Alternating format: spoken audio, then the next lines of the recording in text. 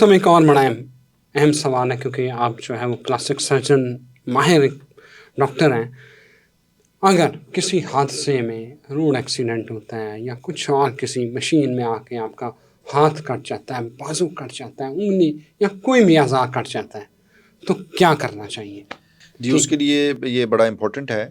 سب سے پہلے تو لوگوں کو اس چیز کا اندازہ ہونا چاہیے کہ اگر یہ ہماری جو ہم مشورہ ان کو دینے لگے ہیں اگر وہ مان لیں یا اس کے اوپر عمل کر لیں تو جو حصہ کٹا ہوا ہے اس کو واپس لگایا جا سکتا ہے نا. انٹرسٹنگ بات کہ جب ہم ایک حصے کی کٹے ہوئے کی بات کرتے ہیں تو کٹے ہوئے حصے میں اللہ نے 6 گھنٹے تک ان ایوریج ابھی جان رکھی ہوئی ہے، وہ ڈیڈ نہیں ہوا.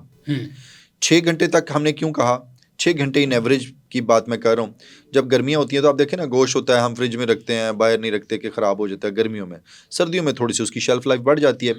اسی طرح جو باڈی سے حصہ کٹ کے علیحدہ ہو جاتا ہے تو ان ایوریج سردیوں میں تھوڑا سا زیادہ اور گرمیوں میں تھوڑا سا کم، لیکن ان ایوریج میں نے کہا 6 گھنٹے تک وہ رہ سکتا ہے.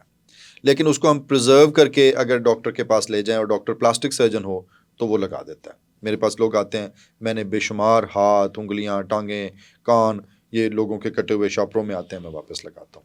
اس کے لیے باقاعدہ ہماری اویئرنیس بھی ہے، اور میں تھینک یو ویری مچ کہ آپ نے یہ بھی اتنا امپورٹنٹ ٹاپک لوگوں کے لیے چوز کر لیا.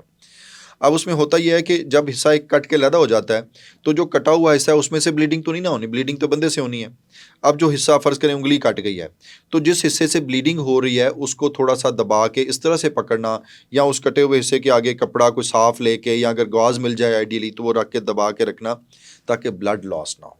رائٹ. کیونکہ جو حصہ کٹ گیا وہ تو خیر ایک علیحدہ بات ہے، لیکن بندے کی جان کو خطرہ بلیڈنگ سے ہے تو اس کو بلیڈنگ سے روکنا ہے. اس کو اونچا رکھیں، اس کو آگے سے وہ اسٹمپ کو دبا لیں. کچھ لوگ وہاں ٹرن کے وہ رسی باندھ کے وہ غلط ہے، اس سے اور ٹیشوز ڈیمیج ہوتے ہیں.